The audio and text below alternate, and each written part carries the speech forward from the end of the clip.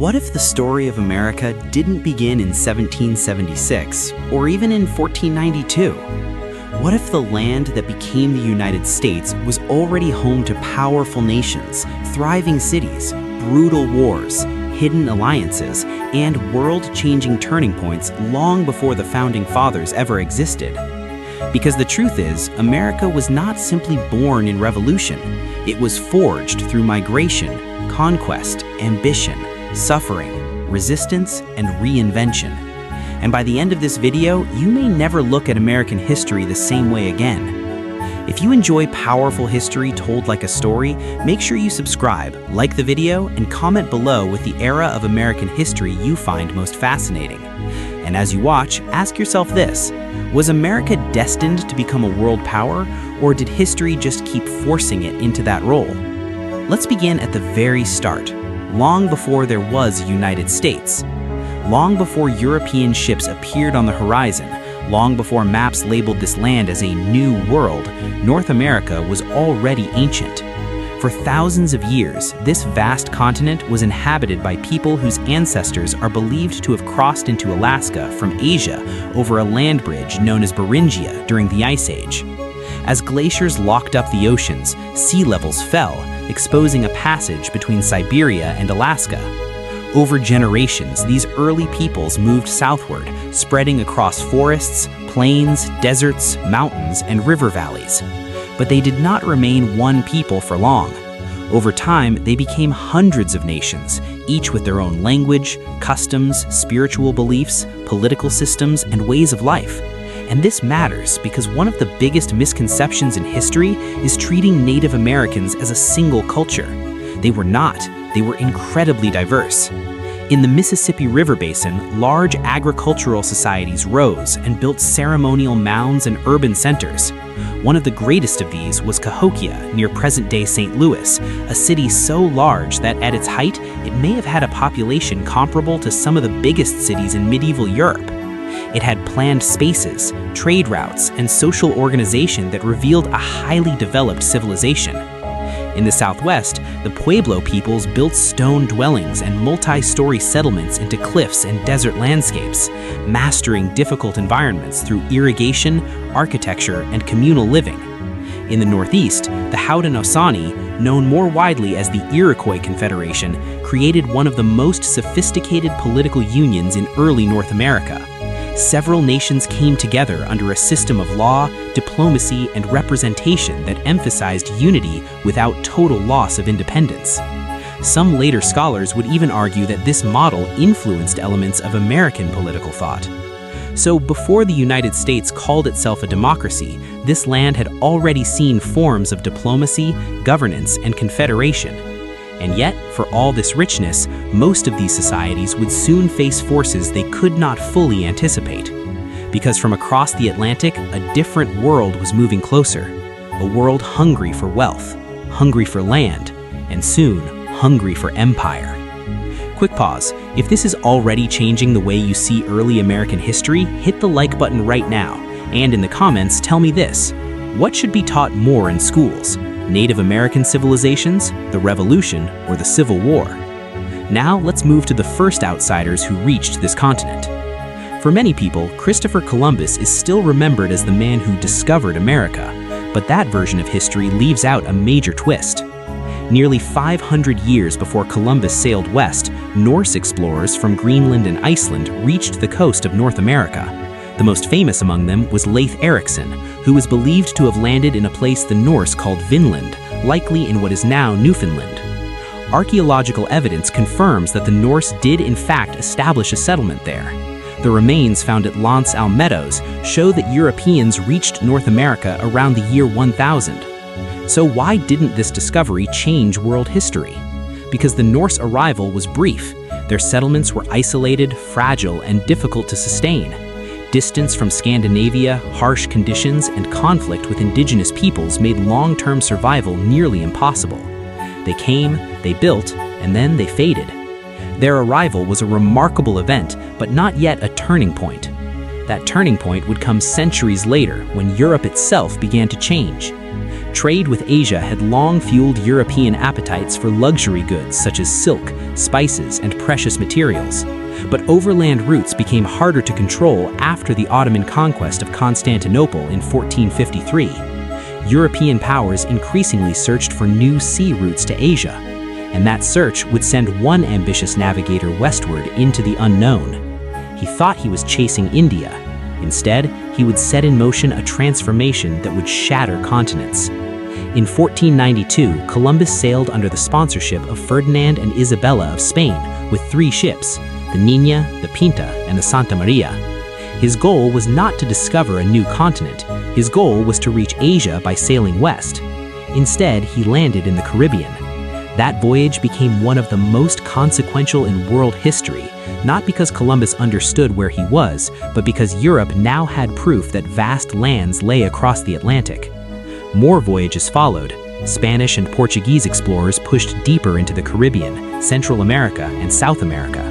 Mapmakers began to realize this wasn't Asia. It was what Europeans would call a new world. But for the people already living there, it was not new at all. And with European arrival came catastrophe. Columbus himself was not merely an explorer, he was also a governor, colonizer, and participant in brutal systems of exploitation. Historical accounts describe violence, forced labor, enslavement, and cruelty inflicted on indigenous populations under his rule. Even by the standards of his own time, his governance was considered so abusive that he was eventually arrested and sent back to Spain in chains.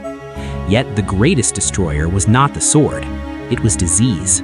Smallpox, measles, influenza, and other Eurasian diseases spread through native populations with devastating force. Because indigenous peoples had no immunity to these illnesses, mortality rates were staggering.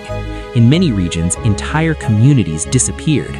Over the course of generations, the demographic collapse reached unimaginable levels. This was one of the greatest demographic disasters in human history. And in its wake, European empires saw opportunity. Spain moved aggressively, claiming lands and wealth across the Americas. Silver, gold, and agricultural riches began flowing back across the Atlantic. The age of empire had begun. But Spain would not be alone for long. If you're still watching, you're getting the full story, not the simplified version. So make sure you subscribe if you want more long-form history like this. And comment below, do you think Columbus should be remembered as an explorer, a conqueror, or both? Now let's see how the struggle for North America really began. As the 16th and 17th centuries unfolded, several European powers rushed into North America, each driven by different motives. Spain focused on Florida, the Caribbean, and the lands to the south and west. It built missions, forts, and settlements, seeking both wealth and religious conversion. France pushed into the north through the St. Lawrence River and the Great Lakes, building relationships tied to the fur trade. French explorers, missionaries, and traders ventured deep into the interior, often working with indigenous allies. The Dutch established New Netherland along the Hudson River, creating trading posts and settlements that generated enormous wealth. The colony's center, New Amsterdam, sat in a position of tremendous strategic importance. And then there were the English. In 1607, the English established Jamestown in Virginia, the first permanent English settlement in North America. It struggled terribly at first. Disease, starvation, and poor planning nearly destroyed it, but tobacco transformed its fortunes. Suddenly, land became profit, and profit demanded labor. At first, much of this labor came from indentured servants, Europeans who agreed to work for years in exchange for passage to the colonies. But over time, plantation economies increasingly turned to enslaved Africans, embedding slavery into the economic foundations of colonial America. Meanwhile, Native American nations were not passive observers. They negotiated, resisted, allied, traded, and fought as the balance of power shifted. One of the fiercest struggles emerged in the fur trade. Beaver pelts had become immensely valuable in Europe, and indigenous groups such as the Iroquois Confederacy became deeply entangled in a violent competition involving the French, Dutch, and English. These conflicts, sometimes called the Beaver Wars, saw shifting alliances, raids, retaliation, and long-term instability across the Northeast and Great Lakes region. The Dutch eventually lost New Netherland to the English, and New Amsterdam was renamed New York. Bit by bit, England's colonies expanded. By the 18th century, 13 British colonies lined the Atlantic coast. They were not yet united. They differed in religion, economy, social structure, and political culture, but they shared one thing that would grow more important with time. They were becoming used to governing themselves.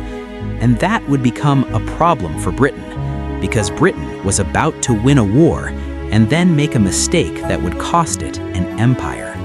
In 1754, tensions between Britain and France in North America exploded into the French and Indian War, the North American theater of the global 7 Years' War. The conflict centered on control of the Ohio River Valley, but its consequences were much larger. Native nations, European empires, settlers, and militias all became entangled in a brutal struggle for territory and influence. When the war ended in 1763, Britain had won a massive victory. France lost most of its North American possessions, and Britain emerged as the dominant imperial power on the continent. But victory came at a price. War had left Britain with enormous debt. To help pay for it and to maintain troops in North America, British leaders decided the colonies should bear more of the cost. The colonists disagreed. First came the Sugar Act, then the Stamp Act, which placed direct taxes on printed materials. Colonists protested fiercely, arguing that Parliament had no right to tax them without their consent. Their slogan became famous: "No taxation without representation." The Stamp Act was repealed, but Parliament did not retreat. New taxes followed on glass, lead, paint, paper, and tea. Tensions escalated. British troops were stationed in Boston. Resentment deepened.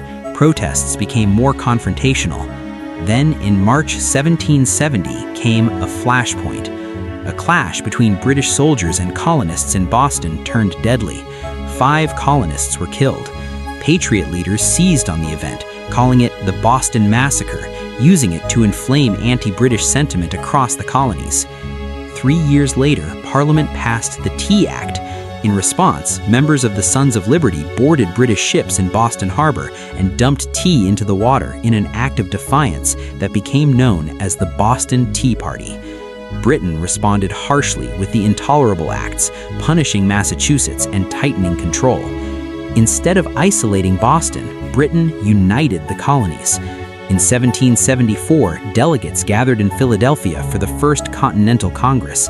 They did not yet seek independence, but they demanded rights, protested imperial overreach, and prepared for resistance. Then came the moment no one could reverse. In April 1775, British troops marched toward Lexington and Concord to seize colonial arms and arrest Patriot leaders. Riders such as Paul Revere spread the warning. Militia forces met the British. Shots were fired. No one knows who fired the first shot, but once it was fired, the world changed. The American Revolution had begun, and what started as protest was about to become war. If you've made it this far, you're clearly a real history fan, so take 1 second to like, subscribe, and tell me in the comments, at this stage, do you think war with Britain was inevitable, or could it still have been avoided? Because what happened next would not just create a new country, it would create a new political experiment. As fighting broke out in Massachusetts, the colonies moved quickly. The Second Continental Congress met in Philadelphia and began acting as a national government. It created the Continental Army and appointed George Washington as its commander.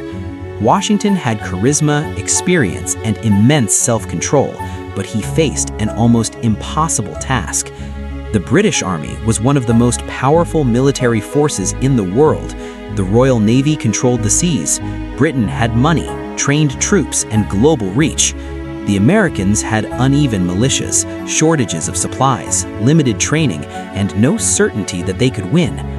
At first, many still hoped for reconciliation, but as the fighting continued, opinion shifted. Then, in 1776, Thomas Jefferson drafted the Declaration of Independence. Approved on July 4th, it announced to the world that the colonies were no longer subjects of the British Crown, but free and independent states. It was a radical statement, one that spoke of equality and natural rights even as slavery persisted and women remained excluded from political life. It was both visionary and deeply incomplete. On the battlefield, the war swung back and forth. The British captured New York. Washington's army suffered defeats, retreats, hunger, and low morale. At several points, the revolution seemed close to collapse. But then came a turning point. In 1777, American forces won a major victory at Saratoga. This convinced France that the American cause might actually succeed. That decision changed everything. France openly entered the war against Britain, sending money, arms, troops, and naval support. Later, Spain also joined the struggle against Britain. What had begun as a colonial rebellion became part of a global war. In the final major campaign, British General Cornwallis fortified his army at Yorktown, Virginia. Washington, aided by French forces on land and a French fleet at sea, surrounded him. Trapped and outmatched, Cornwallis surrendered in 1781.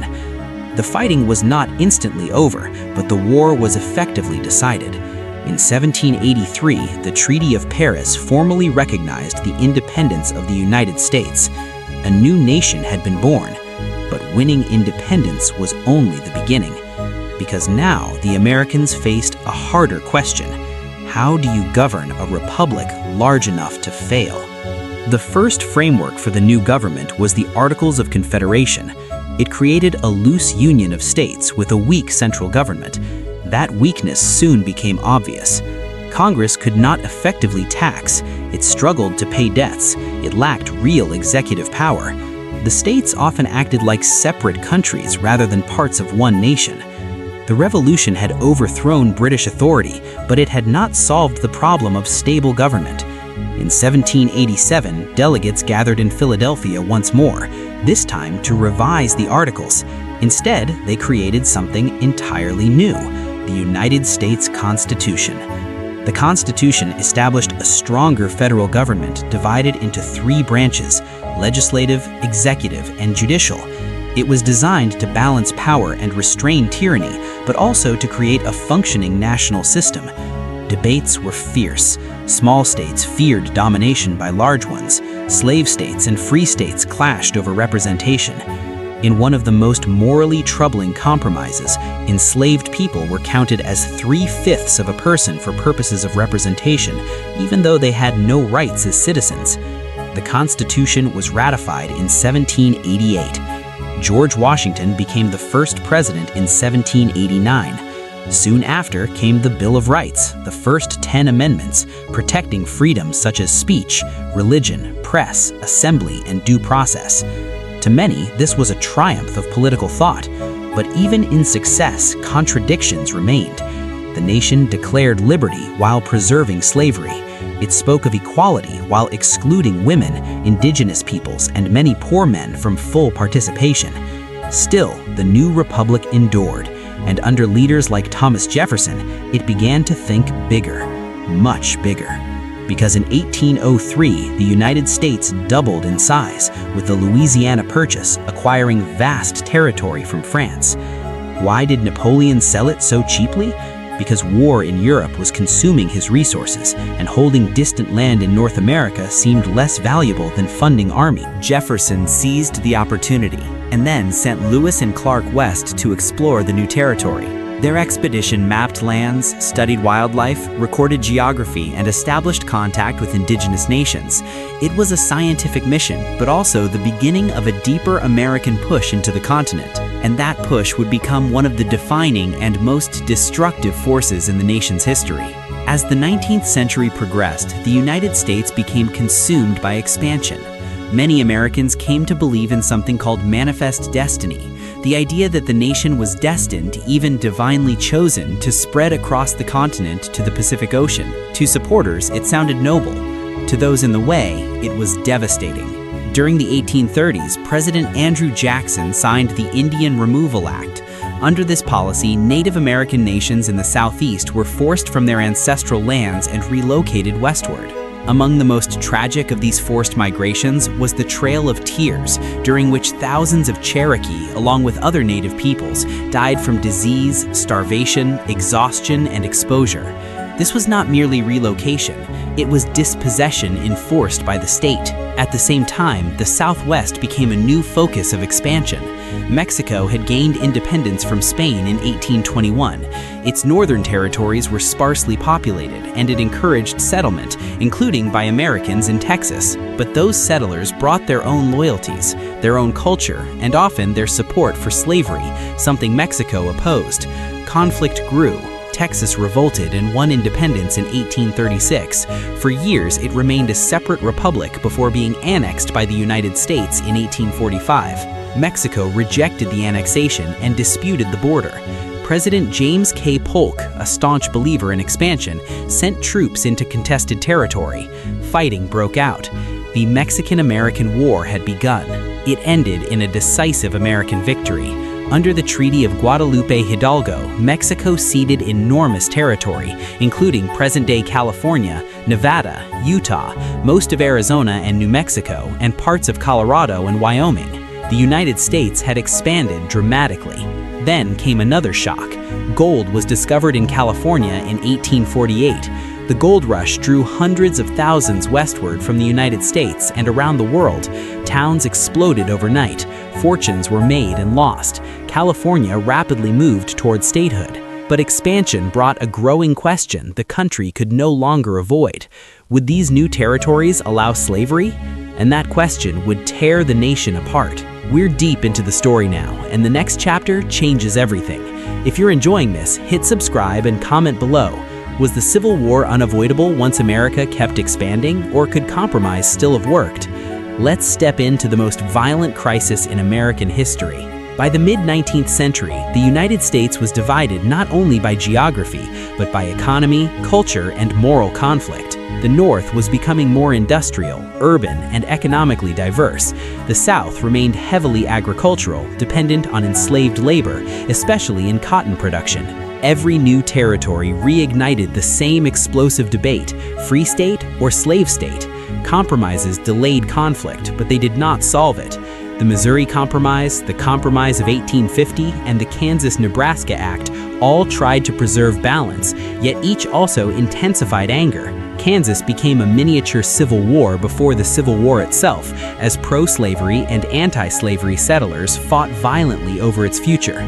Then came the election of Abraham Lincoln in 1860.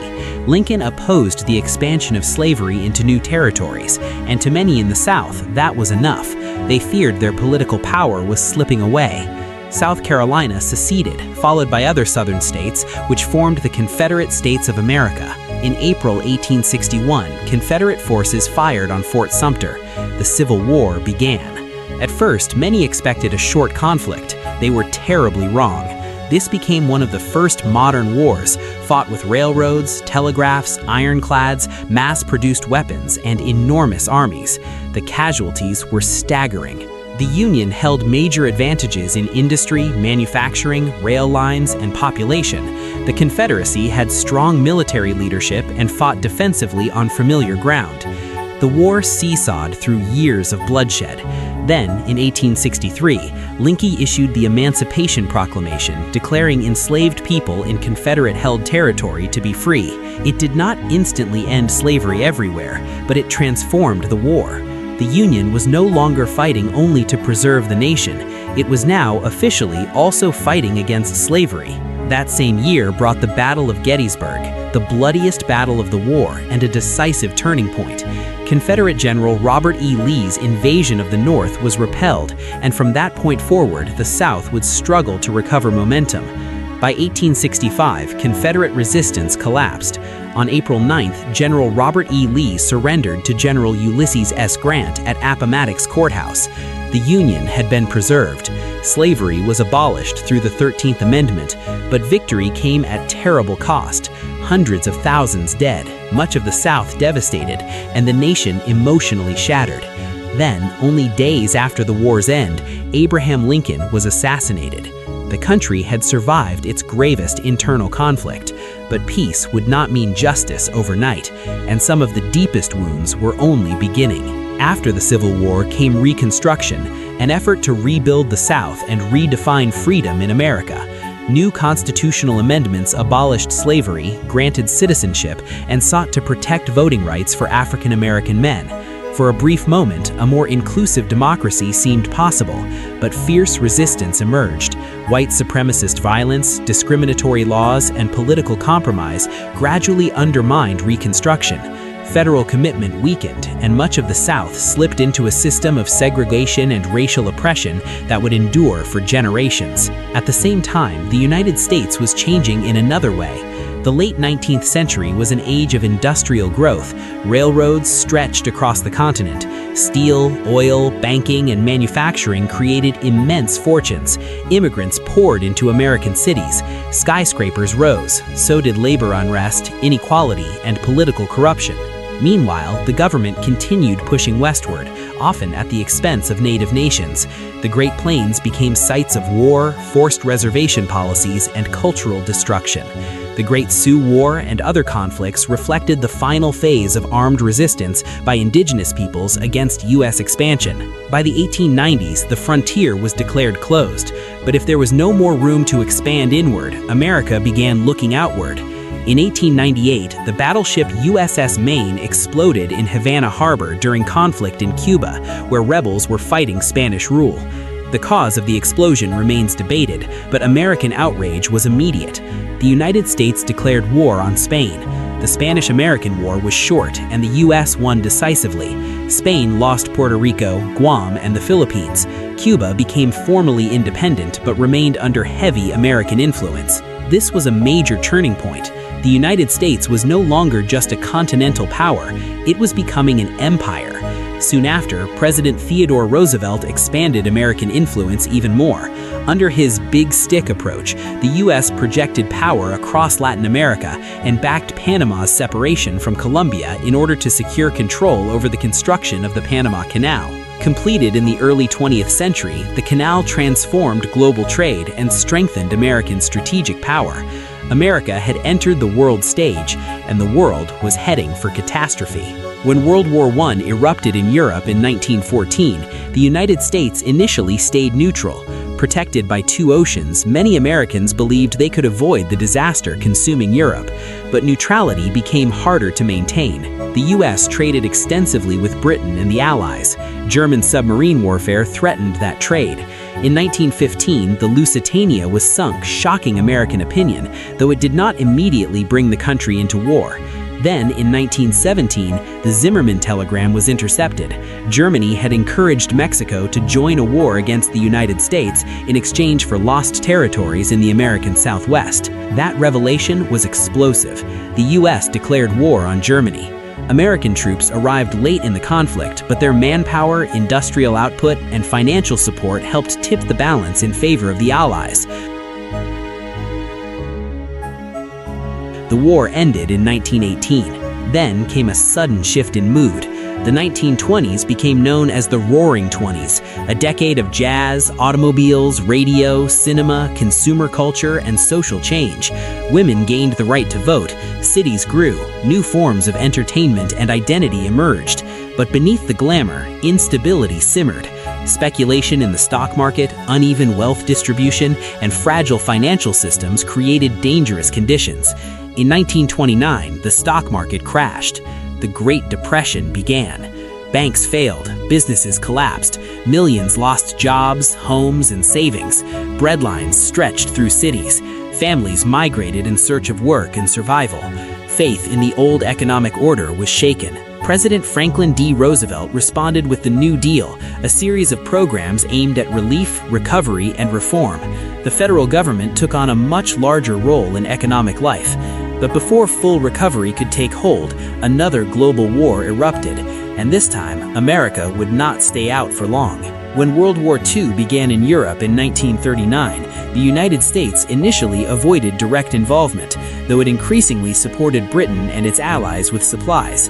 Then, on December 7, 1941, Japan attacked the U.S. naval base in Pearl Harbor in Hawaii. The shock was immediate.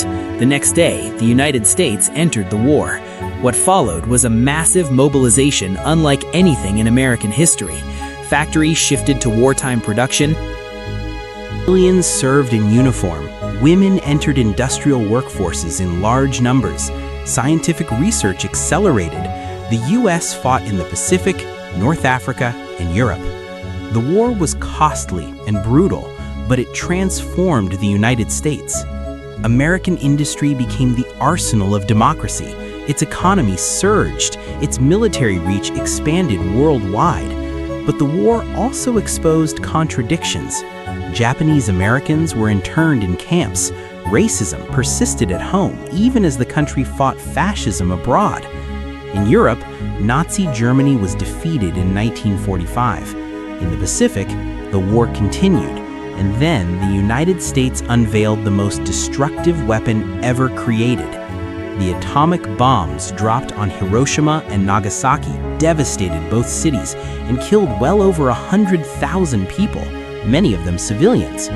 Japan surrendered. World War II was over, and in its aftermath, the United States stood in a position it had never occupied before. Not just victorious, but dominant. Europe lay shattered. Empires weakened. The U.S. emerged as one of two global superpowers. The other was the Soviet Union, and their rivalry would define the next era. After World War II, tensions between the United States and the Soviet Union hardened quickly. The U.S. promoted capitalism, liberal democracy, and open markets. The Soviet Union championed communism and one-party rule. The two powers rarely fought directly, but they competed everywhere, through alliances, espionage, nuclear arms, proxy wars, and ideology. The Cold War had begun. The United States helped rebuild Western Europe through the Marshall Plan and formed NATO as a military alliance against Soviet expansion. The world became divided into rival blocs. There was fear of nuclear annihilation. School children practiced drills. Families built shelters. Crisis after crisis, from Berlin to Korea to Cuba, brought the superpowers dangerously close to catastrophe. Yet, the rivalry also fueled extraordinary technological competition. In 1957, the Soviet Union launched Sputnik, the first artificial satellite. The United States responded by accelerating scientific education and founding NASA. The space race was underway. After years of effort, the Americans achieved a symbolic victory in 1969 when Apollo 11 landed Neil Armstrong and Buzz Aldrin on the moon. But while the U.S. reached for the stars, it still struggled with injustice at home. African Americans had long endured segregation, disenfranchisement, and racial violence, especially in the South. In the 1950s and 1960s, the civil rights movement challenged that system through protest, legal action, civil disobedience, and moral courage. Martin Luther King Jr. became its most iconic leader, advocating nonviolence and justice. His "I Have a Dream" speech in 1963 became one of the defining moments in American history. The Civil Rights Act and Voting Rights Act followed, reshaping the legal structure of the nation. America presented itself as a beacon of freedom, but it was only through struggle that it moved closer to living up to its own promises. And still, the modern era would bring new shocks.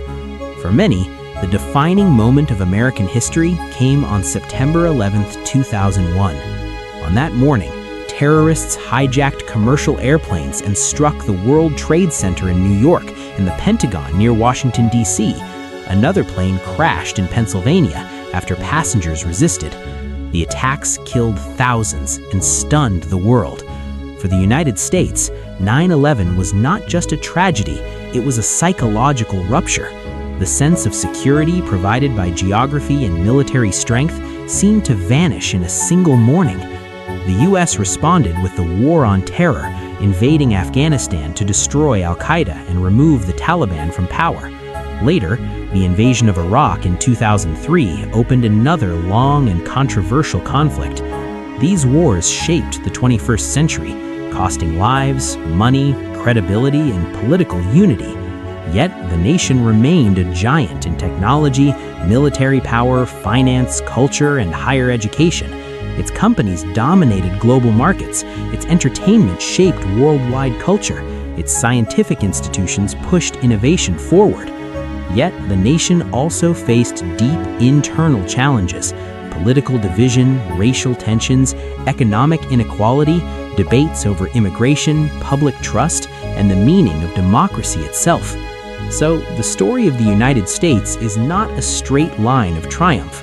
It is a story of contradictions, liberty and exclusion, opportunity and exploitation, innovation and violence, idealism and power. That complexity is precisely what makes American history so compelling, because America was never just a place, it was an argument, and in many ways, it still is. From the first peoples who crossed into an ancient continent, to the rise of native civilizations, to European conquest, colonial struggle, revolution, expansion, civil war, industrial power, world war, global dominance, and modern uncertainty, the history of the United States is the story of how a land of many peoples became one of the most powerful nations on earth. But it is also the story of what was lost, who was excluded, what was built, and what remains unfinished. And maybe that is the real lesson of American history. Not that it is simple, but that it never was. If you enjoyed this deep dive, make sure to like, subscribe, and turn on notifications for more cinematic history content. And comment below with this question: what moment in American history do you think changed the country the most? Thanks for watching, and I'll see you in the next video.